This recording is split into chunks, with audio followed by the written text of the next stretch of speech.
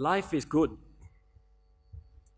다른 피조물과는 달리 인간의 삶은 의미 있고 진실된 무언가가 있다고 우리 모두는 느낍니다. 웃음, 사랑, 만남, 가족, 명예. 제가 볼 때 이러한 것들이 바로 모던 사이언티즘, 현대 과학주의 사상이 설명하기 어려워하는 부분입니다. 만약 인간의 삶이 본질적으로 의미가 없고 인간이 다른 피조물들과 달리 다름없이 단순히 물질적 존재라면 왜 삶은 또 왜 인생에서는 수많은 삶의 경험이 본능적으로 우리 인간들에게 의미가 있게 느껴지고 가치가 있느냐는 것입니다. 인간의 삶을 완전하게 무엇인지를 설명하기는 어렵지만 그 삶엔 의미와 가치가 있고 또 삶은 그 안에 수많은 보람 있는 경험이 있다는 것을 대부분의 사람들이 동의할 것입니다. 그렇기 때문에 우리가 새 삶을 기뻐하고 축하하지 않습니까? 제가 얼마 전에 친한 친구 자녀의 돌잔치에 다녀왔는데요. 한국 이 사람들 중에 돌잔치의 하이라이트가 뭐죠? 바로 돌잡이죠. 뭐 생일 파티가 다 여러 가지 다른 순서가 있지만 돌잡이는 거의 대부분 하는 것 같습니다. 생일인 아이 앞에 여러 가지 물건을 놓고 뭐 청진기, 사패, 돈, 미술용품, 스포츠용품 그리고 무언가를 잡으면 이 아이는 이러한 의미가 있는 보람이 있는 삶을 살 거라고 우리가 축하하고 기뻐하는 것이죠. 당연히 재미삼아 하는 것이고 우리 크리스천으로서 그리 큰 뜻을 두지 않습니다만 왜 이러한 관습이 시작됐고 또 한국에서 자라지 않고 호주에서 자란 2세들조차도 이런 게임을 쉽게 이해하고 2세들 뭐 한국 문화 다 좋아하는 거 아니지 않습니까? 하지만 이런 거는 쉽게 이해하고 자기 자녀들의 생일 파티에서도 이런 게임을 즐겨한다는 것입니까? 왜 그렇습니까? 왜냐하면 인간의 삶은 의미 있고 가치 있는 삶이라는 걸 우리가 본능적으로 알기 때문입니다.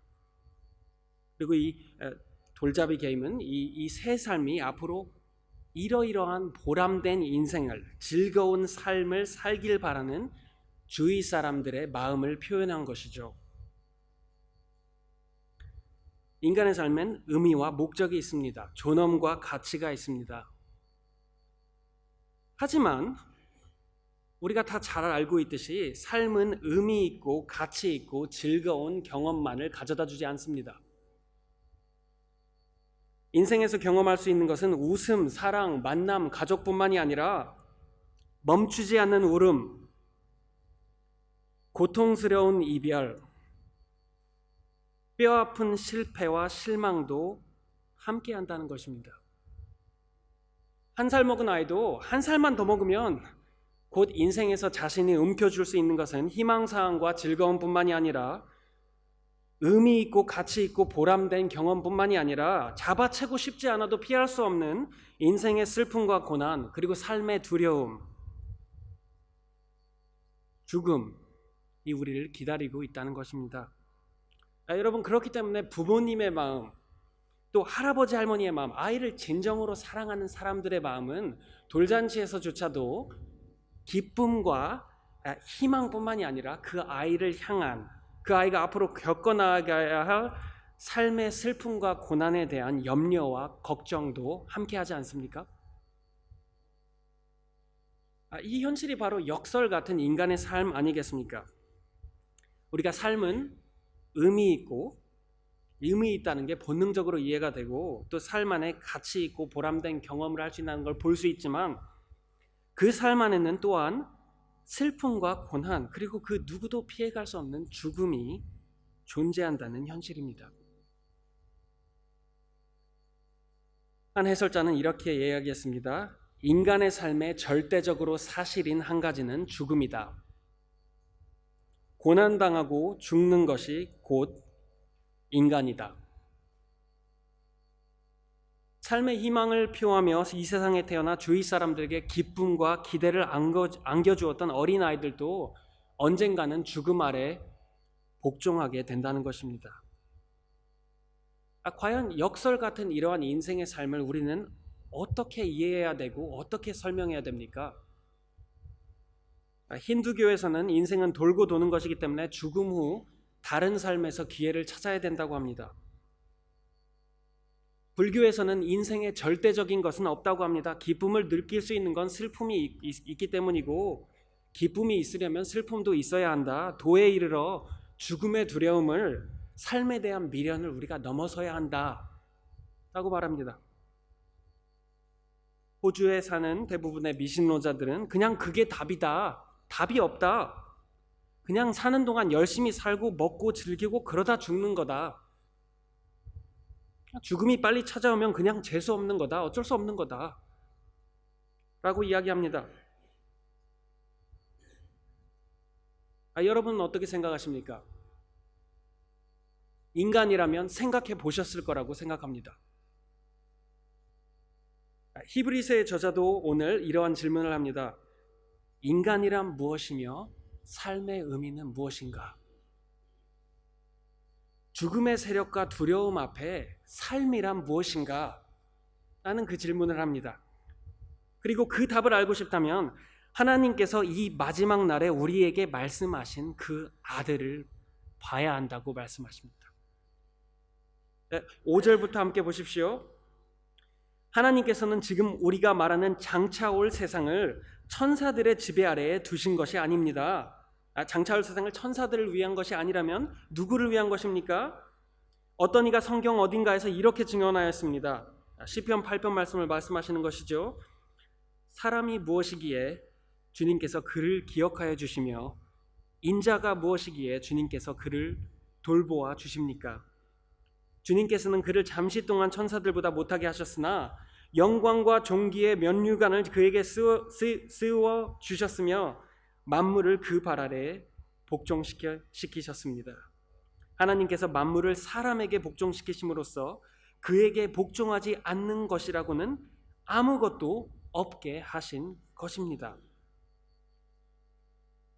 인간의 삶은 다른 그 어떤 피조물과는 비교될 수 없게 의미 있고 가치 있다고 시편 8편 말씀을 인용해 말씀하십니다. 왜 인간의 삶이 의미 있고 가치 있습니까?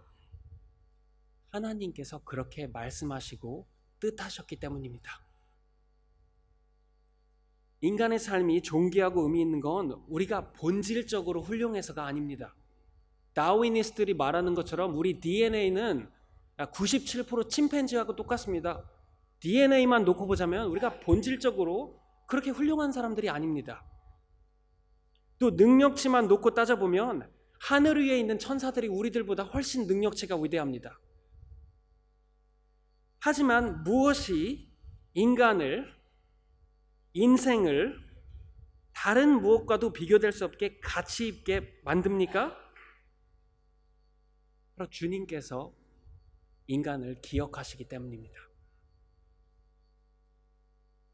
주님께서 인간을 돌보시고 귀히 여기기 때문입니다. 바로 여러분을 말입니다. 인류가 이 세상에 무엇보다도 더 특별한 존재인 이유는 하나님께서 이렇게 말씀하셨기 때문입니다. 하나님이 이르시되 우리의 형상을 따라 우리의 모양대로 우리가 사람을 만들고 그들로 바다의 물고기와 하늘의 새와 가축과 온 땅과 땅에 기는 모든 것을 다스리게 하자 하시고 하나님이 인간들을 축복하사 생육하고 번성하여 땅에 충만하라 땅을 정복하라 내가 이 모든 것을 너희에게 주었나니 라고 말씀하셨기 때문입니다. 여러분 혹시 하나님께서는 왜 인간을 만드셨나? 하나님 왜 나를 만드셨나? 라고 생각해 보신 적 있습니까? 물어보신 적 있습니까? 왜 그랬습니까? 그것이 하나님이 외로워서입니까? 하나님께서 할 일이 없어서 심심해서였습니까? 그렇지 않죠. 삼위일체의 하나님께서는 창세 전부터 아무런 부족함이 없는 성부와 성자와 성령의 교제 가운데 계셨습니다. 그럼 왜 인간을 창조했습니까? 그냥 부려먹을 일꾼들이 필요했기 때문입니까? 그리스 신화에서는 그런 식으로 인간을 설명하고 있죠. 아닙니다. 하나님께서는 그의 무한한 능력으로 우리보다 훨씬 일을 더 잘하실 수 있습니다. 하나님께서는 여러분을 존귀와 영광으로 축복하기 위해, 여러분께 온 만물을 선물로 주기 위해 여러분과 저를 창조하셨다는 것입니다. 여러분, 여기서 하나님에 대해서 우리가 뭘 배울 수 있습니까? 바로 하나님은 본질적으로 베푸시는, 자신의 선함을 아낌없이 주시는 분이시라는 것입니까? 주시는 분이라는 겁니다. 태초부터 온 만물을 아끼지 아니하고 저희에게 주셨습니다. 우리 귀한 거 조금만 있어도 남 주기 아깝지 않습니까? 하나님께서는 이 모든 만물을 아낌없이 여러분에게 주셨다는 것입니다. 그것뿐만이 아니죠. 거기서 그치지 않고 사랑하는 독생자 예수마저도 아끼시지 아니하고 여러분을 위해서 주셨다는 것입니다.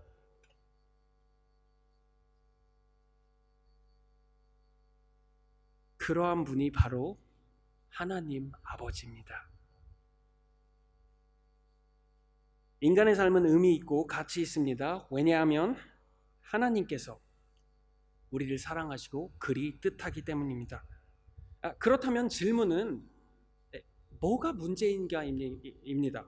왜 우리는 오늘날 인류가 만물 위에 영광과 존귀의 관을 쓰고 다스리는 것을 볼 수 없냐는 것입니다.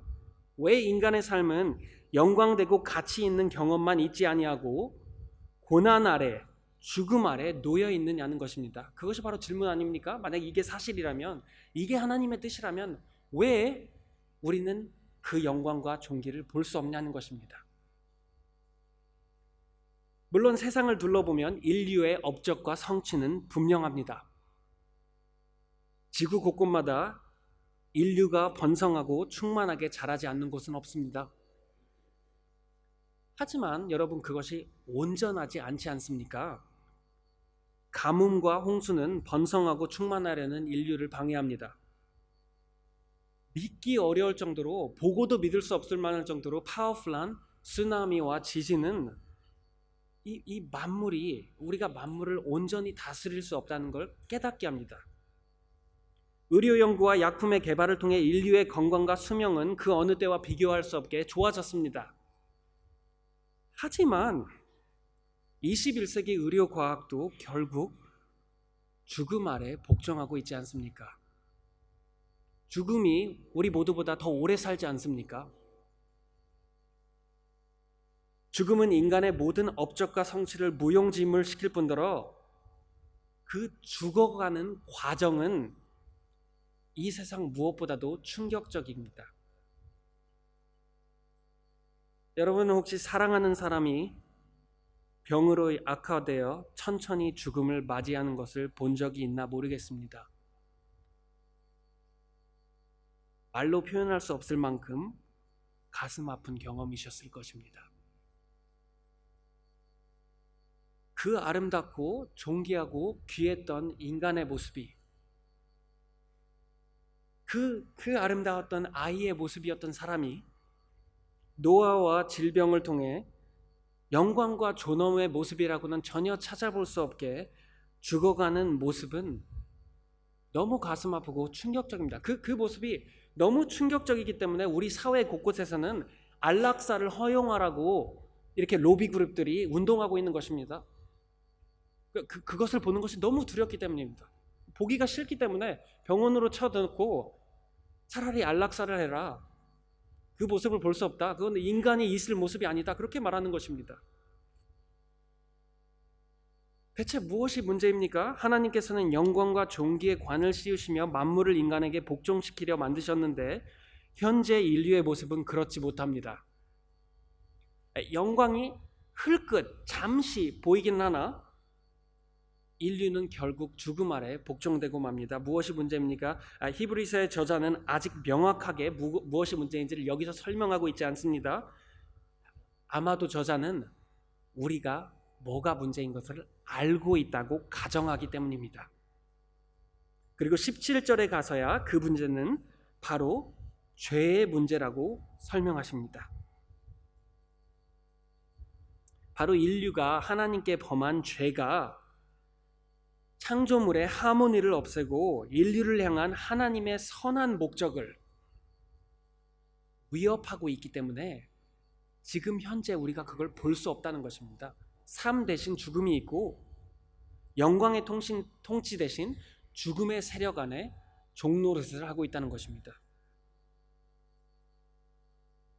인류가 하나님께 범한 죄가 바로 오늘날 인간의 삶이 역설 같은 이유라는 것입니다. 그것이 바로 영광과 존귀에 관을 쓰고 만물을 못 다스리는 이유라는 것입니다. 8절을 다시 한번 보십시오. 만물을 그 발 아래 복종시켰습니다. 하나님께서 만물을 사람에게 복종시키심으로써 그에게 복종하지 않는 것이라고는 아무것도 없게 하신 것입니다. 그러나 지금 우리가 보기로는 아직도 만물이 다 그에게, 인류에게 복종하고 있는 것은 아닙니다. 볼 수 없습니다. 지금 현재. 그렇다면 인류에게 과연 무슨 소망이 있습니까? 하나님께서 본래 우리를 만드신 목적은 죄와 죽음으로 인해 이루어질 수 없는 것입니까? 우리가 우리 자신의 삶을 보고 그냥 세상을 둘러보면 그런 것 같이 보입니다. 그런데 이때 히브리서의 저자는 한 명의 진정한 인간이 하나님의 인간에 대한 목적과 계획을 이루시고 영광과 존귀 아래 있으시다고 말씀하십니다. 이 진정한 인간을 보라. 이게 진정 인간의 삶이고 이게 진정 삶의 목적과 의미이다. 9절을 보십시오. 예수께서 다만 잠시 동안 천사들보다 나아지셔서 죽음의 고난을 당하심으로써 영광과 존귀의 면류관을 받아 쓰신 것을 우리가 봅니다.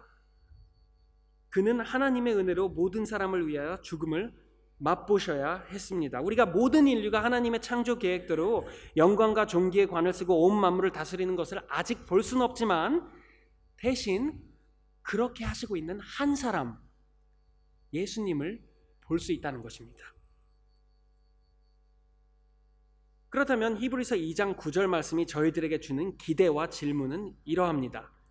만약 한 명의 진정한 인간이 하나님께서 창조에 계획하신 인간의 뜻을 이행했다면, 그리고 지금 이 순간 영광과 존귀의 관을 쓰고 만물을 통치하고 있다면 과연 그것은 모든 인류에게 무슨 의미가 있는가라는 것입니다. 그리고 히브리서의 저자는 진정한 인간 예수가 행한 업적이 모든 인류의 삶의 운명을 뒤바뀌는 엄청난 의미가 있다고 이제 9절에서부터 본문 끝까지 설명하시는 것입니다. 이렇게 말씀하시죠. 이를 행하심은 그는 하나님의 은혜로 모든 사람을 위하여 죽음을 맛보셨다는 것입니다. 예수님은 자기의 죄 때문에 죽음을 맛보신 게 아닙니다. 모든 사람을 위하여 죽음을 맛보신 것입니다. 왜 예수는 모든 사람을 위하여 죽음을 맛보셨고 또 그의 죽음의 고난이 우리 인류에게 갖는 의미는 무엇입니까? 첫 번째 의미를 10절에서 이렇게 설명하십니다. 하나님께서는 만물을 창조하시고 만물을 보존하시는 분입니다. 그러므로 하나님께서 많은 자녀를 영광에 이끌어 들이실 때에 그들의 구원의 창시자를 고난으로서 완전하게 하신다는 것은 당연한 일입니다. 예수가 모든 일을 위하여 죽임을 맛본 이유는 그것이 하나님의 성품과 계획에 합당하기 때문이라고 말씀하십니다. 당연하다고 써 있는데요. 제가 가지고 있는 버전은 합당하다고 말씀하십니다. 하나님의 인류에 대한 계획과 뜻은 인류를, 많은 아들들을 예수 그리스도를 통해 영광에 들어가게 하시는 것입니다. 여러분, 이 말씀의 깊은 의미를 잠시 생각해 보십시다. 하나님께서는 만물을 창조하시고 만물을 보존하시는 분입니다. 만물이 그를 위하여 또 그로 말미암아 존재하는 분이십니다. 우리 모든 인간들이 깨달아야 할 것은 세상은 나를 위해 존재하지 않는다는 것입니다. 내 인생의 의미는 내가 아니라 하나님의 목적과 하나님의 영광이라는 것입니다. 세상의 중심은 하나님입니다. 그렇지만 하나님께서는 그 능력의 자유와 창조주의 특권을 어떻게 사용하십니까? 인간을 자신의 형상으로 영광과 존귀로 만들고 그 인간에게 자신이 만든 모든 만물을 축복하여 주시는 데 사용하신다는 것입니다. 그런데 인류는 하나님께 등을 돌리고 배반을 하죠. 그럼에도 불구하고 하나님은 어떻게 대답하십니까? 우리가 만든 죄 안에서 멸망하게 내버려 두시지 않고 오히려 그의 아들 예수를 보내셔서 그가 모든 일을 대신해 죽임을 맛봄으로 인해서 우리를 구원하시고 영광에 들어가게 하신다는 것입니다. 왜 그리하십니까? 왜 죄를 짓지 않는 예수가 우리를 대신해서 죽음을 당합니까? 왜냐하면 하나님은 사람을, 여러분을 생각하시기 때문입니다. 인자를 돌보시기 때문입니다. 이것이 바로 하나님의 성품입니다. 하나님의 인류에 대한 계획은 여러분이 영광에 이르는 겁니다. 여러분 자신의 삶, 하나님이 내 삶에 대한 목적과 계획은 무엇인가 이렇게 생각해 본 적 있으십니까? 도대체 하나님이 나를 위한 목적은 무엇인가? 나에 대한 계획은 무엇입니까? 하나님께서 말씀하십니다. 너에 대한 나의 계획은 장차 올 세상에 너희가 영광에 이르게 하는 것이다. 이렇게 말씀하시는 것입니다. 진정한 인간 예수를 보면 우리가 무엇을 볼 수 있습니까? 첫 번째, 하나님께서 여러분을 얼마나 생각하시고 돌보시는지를 볼 수 있습니다.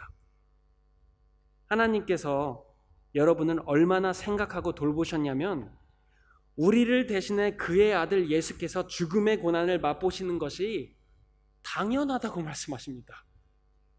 그의 뜻에 합당하시고 말씀하시는 것입니다. 두 번째로는 무엇을 볼 수 있습니까? 또 진정한 인간 예수를 보면 하나님께서 준비하고 계신 우리의 미래를 볼 수 있습니다.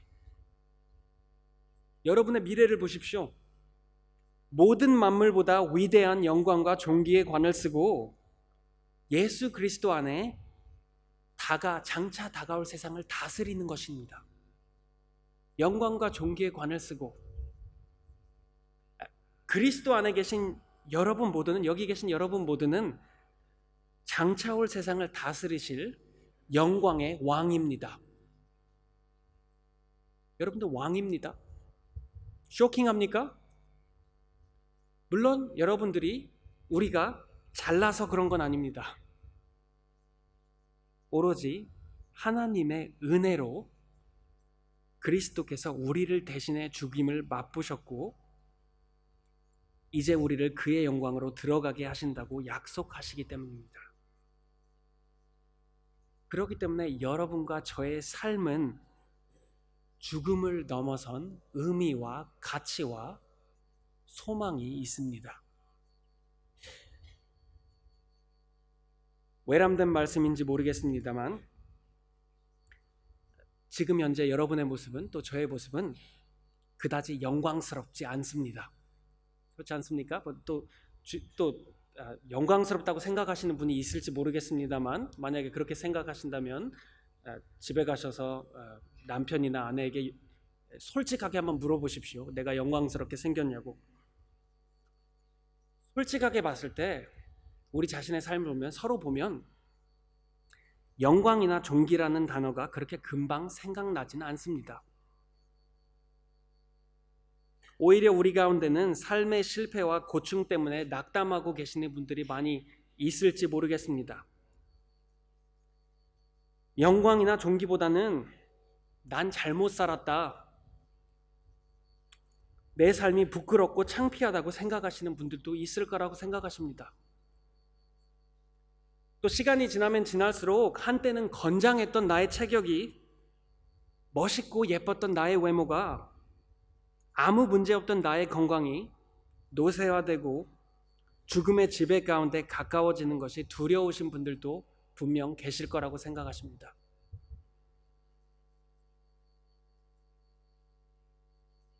그 삶의 두려움이, 죽음의 두려움이 다가올 때 모두를 위해 죽임을 맛보신 예수 그리스도를 보십시오.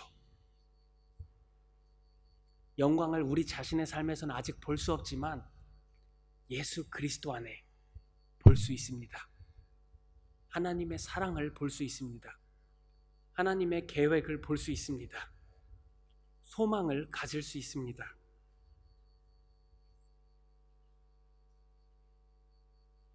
하나님께서는 장차 다가올 세상을 여러분을 위해 준비하고 계십니다. 이것만으로도 너무나도 깊은 하나님의 은혜인데, 히브리서의 저자는 그리스도께서 왜 우리를 위해 죽임을 맛보셨는지 또 하나의 이유를 이번엔 좀 다른 앵글에서 말씀하십니다. 그것은 바로 예수께서 여러분들을 위해, 우리를 위해 자신이 고난을 받고 죽임을 맛보는 것을 부끄러워하지 아니했기 때문이라고 말씀하십니다. 12절부터 보시겠습니다. 그리하여 그분은, 예수는 내가 주님의 이름을 내 형제 자매들에게 선포하며 회중 가운데서 주님을 찬미하겠습니다 하고 말씀하시고, 또 나는 그를 신뢰하겠습니다 하고 말씀하시고, 보십시오, 내가 여기에 있습니다, 또 하나님께서 내게 주신 자녀들이 여기에 있습니다 하고 말씀하셨습니다. 11절에는 이렇게 말씀하셨죠. 그러함으로 예수께서는 그들을 형제자매라고 부르시기를 부끄러워하지 않으셨습니다. 하나님의 인류를 향하신 뜻을 알고 예수께서는 우리를 그의 형제, 자매, 자녀라고 부르는 것을 부끄러워하지 아니하셨다는 것입니다. 여러분, 예수가 누굽니까? 1장 3절 기억하십니까? 그는 하나님의 영광의 광채시요 그 본체의 형상이시라. 그의 능력의 말씀으로 만물을 붙드시며, 바로 하나님의 영광의 광채시고 능력의 말씀으로 만물을 붙드시는 그리스도 예수께서 연약하고 보잘것없는 여러분과 저를 보고 너는 나의 형제다, 나의 자매다, 나의 가족이다, 나는 너를 위하여, 너를 하나님께서 계획하신 영광으로 이끌기 위해 너를 위해 고난을 받고 죽임을 받는 것이 부끄럽지 아니하다라고 말씀하시는 것입니다. 여러분, 혹시 살면서 난 네가 정말 창피스럽다, 실망스럽다 라는 말을 들으신 적 있습니까? 가장 가슴 아픈 말 중에 하나죠. 그런 일이 없으셨길 바랍니다. 아마 여기 계신 분들은 그런 말씀을 듣지 않으실 것입니다. 하지만 만약 그런 말을 들었다면, 그 말을 들었을 때 또 말을 듣지 않았어도 그런 것을 느낀 적이 있다면, 가장 가슴 아픈 것은 그 말이 내가 실망스럽고 창피한 인간이라는 것이 사실일 때입니다. 그런 때 있지 않습니까? 남이 말하지 않아도 저는 제 자신의 마음을 압니다. 내 안에 있는 이기심, 어리석음, 불의함, 약함, 그런 것을 내 자신이 스스로 봤을 때 내 자신조차도 내가 창피하고 부끄러울 때가 있습니다. 그렇기 때문에 오히려 남들보다도 우리는 자기 자신이 자신에 대해서 가장 자기 자신에 대한 실망이 가장 이겨내기 힘들 때가 있지 않습니까? 그렇지만 예수님께서는 뭐라고 말씀하십니까? 우리의 결함된 생각과 죄성 깊은 마음을 다 아시고도, 여러분과 제가 알고 있는 우리의 죄성보다도 우리의 죄성을 더 깊이 아시면서도 나는 너를 내 자녀로 하기에, 내 형제로 부르기에, 내 자매로 부르기에 부끄럽지 아니하다고, 누가 감히 너를 창피하다고 하느냐, 나의 아버지께서 너를 생각하시고 돌보시며 나는 너를 영광으로 이끌기 위해 죽음의 고난을 받는 것이 부끄럽지 아니하다고 여러분께 말씀하고 계신 것입니다. 그 아버지의 그 아들이라고 하죠. 하나님의 은혜와 은혜의 아들입니다. 예수께서 모두를 위해 죽임을 맛보신 이유는 그가 우리를 그의 형제로, 자녀로 받아들이기를 부끄럽지 아니했기 때문입니다. 그렇기 때문에 예수님께서는 자신을 비워 영광을 버리고 종의 형체를 가지사 사람들과 같이 되심을 마다하지 아니했습니다. 그게 14절에서 하시는 말씀이시죠? 14절 한번 보시겠습니다. 이 자녀들은 피와 살을 가진 사람들이기에 그도 역시 피와 살을 가지셨습니다. 그 능력의 말씀으로 모든 것을 만드시고 붙드시는 예수께서 우리를 형제라 부르시기를 부끄러워하지 아니했기 때문에 인간의 형태로 태어났다는 것입니다. 그리고 그것이 우리 모든 인류에게 어떠한 의미가 있습니까? 그것은 그가 죽음을 겪으시고서 죽음의 세력을 쥐고 있는 자, 곧 악마를 멸하시고 또 일생 동안 죽음의 공포 때문에 종노릇하는 사람들을, 우리들을 해방시키 주기 위함이었습니다. 히브리서 저자는 이제까지 가정했던 죄와 죽음의 문제를 이제 드디어 명확하게 설명하십니다. 바로 하나님께서는 인류를 영광의 관을 씌우고 만물을 통치하기 위해 창조했습니다.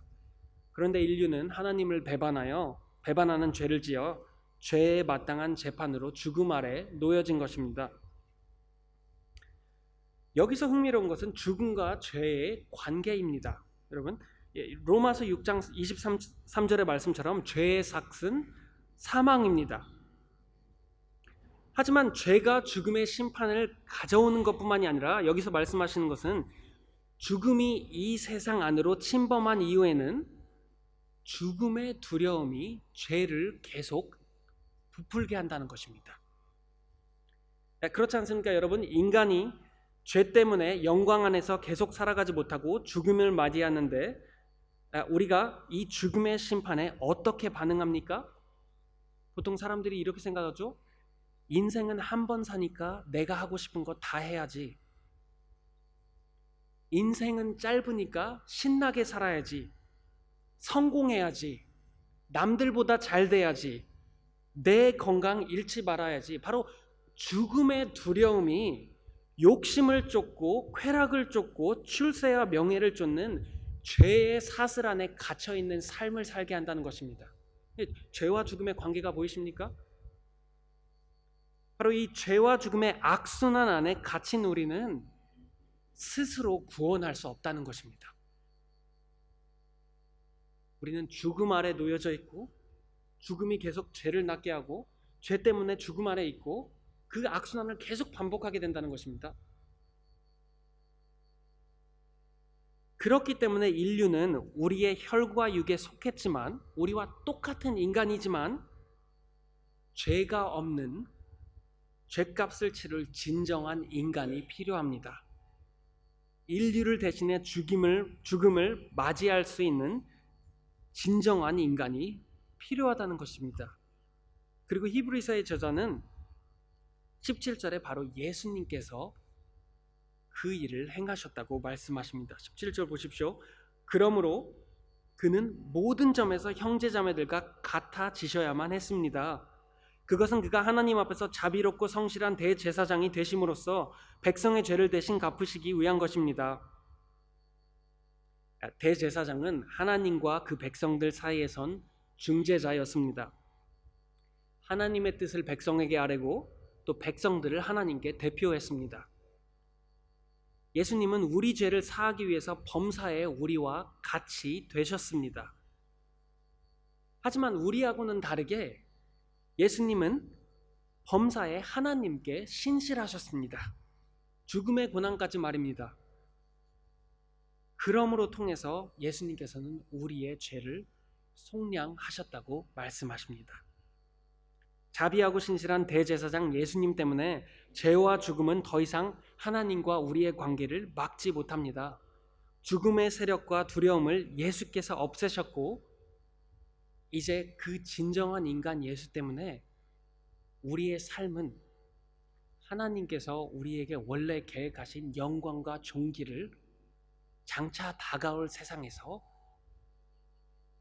받을 수 있다는 것입니다. 여러분, 그러면 여기서 잠깐 멈추고 생각해 보십시오. 이제 왜 히브리서 저자가 2장 3절에서 우리가 이같이 큰 구원을 등한히 여기면 어찌 그 보응을 피하리요? 라고 말했는지 이해가 되지 않습니까? 여러분, 하나님의 아들의 구원의 위대하심이 보이십니까? 우리가 이같이 큰 구원을 등한히 여기면 어찌 그 보응을 피하리요? 예수는 모두를 위해, 여러분과 저를 위해 죽음을 맛보셨습니다. 능력의 말씀으로 모든 것을 만드시고 붙드시는 이께서 혈과 육의 인간의 형태로 태어나 죽음의 고난을 맞이 아니하셨습니다. 왜 그랬습니까? 바로 여러분과 저를 영광에 들어가게 하기 위해서입니다. 여러분과 저를 죽음의 세력과 두려움에서 자유롭게 하기 위해서입니다. 여러분과 저를 하나님의 계획대로 영광과 존귀의 관을 씌워 온 만물을 다스리게 하기 위해서입니다. 이것이 여러분에 대한 주 예수 그리스도의 은혜이자 하나님의 뜻입니다. 여러분, 하나님의 아들의 구원이 얼마나 위대합니까? 보이십니까? 그 위대함을 보고 있습니까? 우리가 이같이 큰 구원을 등한히 여기면 어찌 그 보응을 피하리요? 형제자매 여러분, 하나님의 아들의 이 위대한 구원을 등한시하지 마십시오. 그 아들을 보십시오. 예수를 보면 무엇이 보이십니까? 그 죽음의 고난에서 하나님이 얼마나 당신을 사랑하는지 보십시오. 잊어버리고 계셨다면, 삶의 두려움 속에서 하나님의 사랑을 느낄 수 없었다면 지금 이 시간 다시 보십시오. 또 무엇이 보이십니까? 부활하신 예수님의 영광에서 하나님께서 여러분을 위해 준비해 놓은 미래가 얼마나 존귀한지 보십시오. 영생의 영광이 여러분을 기다리고 있습니다. 인생의 의미는 지금 현재 우리 삶에서 우리 자신의 영광을 우리 힘으로 추구하는 것이 아니라 장차 올 세상에서 하나님의 은혜로 그리스도의 영광을 받는 것입니다. 여러분의 미래를 보십시오. 하지만 그 영광의 날이 오기 전까진 시험과 고난이 우리 삶을 함께할 것입니다. 이렇게 말하는 것이 이 설교를 지금 듣는 것이 여러분의 삶을 쉽게 만들지는 않습니다. 지금 현재 여러분께서 지금 현재 삶 속에서 삶의 두려움, 죽음의 두려움을 크게 느끼고 계시는지 모르겠습니다. 수병, 사랑하는 사람을 잃은 아픔, 실패와 낙담, 어느새 중년이 돼버린 내 자신을 보며 가슴에서 쓰라리 떠오르는 인생에 대한 후회와 아쉬움, 다시 돌이킬 수 없는 인생의 후회와 아쉬움, 그런 것들을 느끼고 계시는지 모르겠습니다. 그런 것들이 없어지지는 아니할 것입니다. 하지만 그 고난과 시험이 무엇이 됐든 예수께서는 여러분을 홀로 내버려 두지 아니하겠다고 하십니다.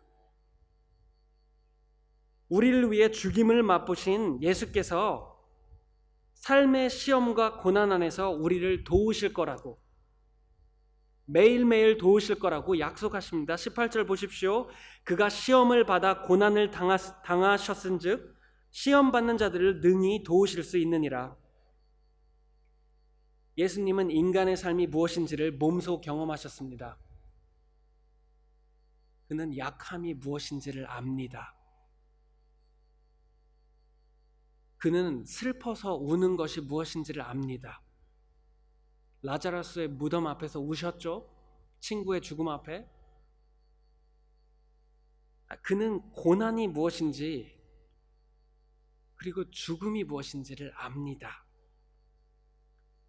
그러하신 예수께서 영광의 그날까지 그리스도의 재림과 함께 우리가 부활의 몸으로 일어나 장차 다가올 세상에 임할 때까지 여러분과 저를 신실하게 그리고 그의 자비 안에서 도우실 거라고 약속하십니다. 그렇기 때문에 우리 삶에는 흔들릴 수 없는 소망이 있습니다. 의미가 있고 가치가 있습니다. 도우실 거라고 약속하신 자비롭고 신실한 대제사장 예수님께 함께 기도하겠습니다. 하나님 아버지, 도대체 사람이 무엇이기에 주께서 저희를 생각하십니까? 저희 모두는 하나님을 배반하는 죄를 범했습니다. 마음속에 무지의 생각과 의심부터 삶에 반복되는 불순종한 행동까지 여기 모인 우리 모두는 하나님의 이름을 거룩히 여기지 아니하였고 아버지의 정의로운 죽음과 재판을 받기에 합당합니다. 그런데도 아버지께서는 저희를 돌보시고 당신의 하나뿐인 독생자를 저희들을 위하여 죽음을 맛보게 하사 우리를 구원의 영광에 들어가도록 하셨습니다. 아버지, 우리의 짧고 작은 생각은 당신의 이러한 선함과 은혜를 이해할 수 없습니다. 하지만 아버지께서 그 아들을 통해 우리를 위해 행하신 이 위대한 구원에 그저 감사와 겸손으로 찬양하고 경배할 뿐입니다. 아버지의 은혜로 저희 삶에 의미와 목적과 존엄이 있음에 감사드립니다. 또 그리스도 예수 안에 우리 삶은 영원한 생명과 영광이 약속되어 있음에 찬양드립니다.